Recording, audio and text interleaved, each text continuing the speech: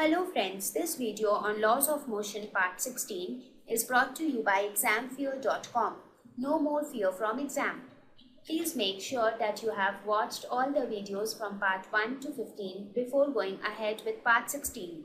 Now let us look at certain applications of friction which we see in our day-to-day life. We are able to walk on the ground or anywhere. That is because of friction. So let us see how friction helps us in living. This is how we walk, right? So what is the role of friction in walking? What happens basically is, if you observe it very carefully, when we walk, we move one of our foot backward and we try to push the ground with a foot. What happens? Let us suppose, I'll explain it this way. This is the foot, the first foot which applies a backward push to the ground, right? Now, according to Newton's third law, for every action there is an equal and opposite reaction. Now, when we apply a push to the ground in turn imposes a force on the other foot. Now, what happens? The ground will give, or it will exert a force on the other foot. Now, if we compare the mass of our foot with the mass of the ground, we find that the mass of our foot is very lesser. That means the mass of the foot is very, very less when compared to the mass of the ground. As a result, the acceleration produced due to the force exerted on our foot will be very, very greater than the acceleration produced on the ground. Like we exerted a force on the ground. So the acceleration produced on the ground will be very negligible because the mass of the ground is very high. But when the reaction force is exerted on the other foot of ours, since the mass of the foot is comparatively lesser, the acceleration produced would be more. As a result of getting this acceleration, the other foot gets accelerated. And similarly, this process keeps continuing. With one foot, you give a backward push and you get an acceleration from the ground on your other foot and you are able to walk. We give a backward push to the ground. As a result, the ground exerts an equal and opposite force on the other foot. Now, what is this force? This force is nothing but friction. So, the force which ground exerts on us, it exerts in the form of friction. And as a result of which the foot gets accelerated and this process keeps continuing. Every time we move a step forward, we give a backward push with the other foot. Now let us suppose had there been no friction, what would have happened in that case? In case there is no friction, even if we give the backward push with one foot, we will not get the acceleration on the other foot because we will not get the frictional force to the other foot. As a result, either we will keep moving our legs at the same point or we will slip and fall down. So if there is no friction, we will either slip or we will keep moving at same position.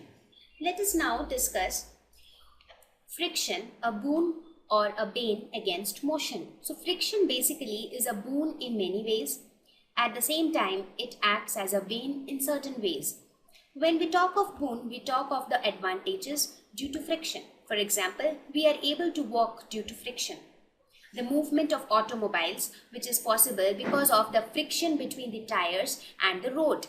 Similarly, there are certain disadvantages when we talk of friction. For example, a good amount of useful energy is wasted as heat in various machine parts. That's because in most of the machines, there is a lot of friction involved between various machine parts. So, a lot of useful energy gets wasted there. Also, it produces a lot of noise. The engines of automobiles also consume more fuel because of friction. So, we can say that friction has many disadvantages, but at the same time, it has got many major advantages. Now, since we saw that there are certain disadvantages with regards to friction, and we found that most of them are because of friction being involved in most of the machinery parts. So now we will look at certain methods by which we can reduce friction to some extent. like use of lubricants. What are lubricants? Lubricants are materials like grease or oil which makes the surface smooth or which makes the surface slippery. Now, use of lubricants will make the surface smooth. As a result, friction will be reduced to some extent. Use of grease. Again, grease makes the surface smooth, because of which the friction reduces. Use of ball bearing. Ball bearings are generally used to replace the sliding friction by rolling friction, because as we have discussed that sliding friction, when I talk of sliding friction, I mean to say the kinetic friction. We know that rolling friction is the one which has the lowest value of all the categories of friction. So use of ball bearings helps in replacing the sliding friction by rolling friction. Design modification. Changing the design of objects to reduce friction.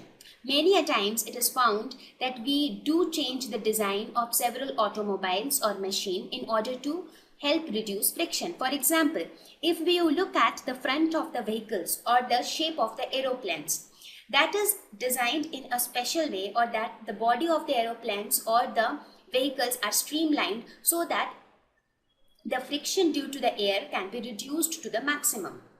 So these are certain ways which we normally adopt to reduce friction so that we can reduce the disadvantages associated with friction. Thank you.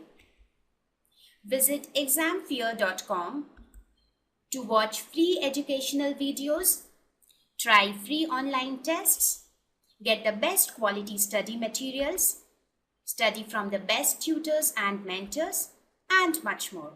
Thanks once again.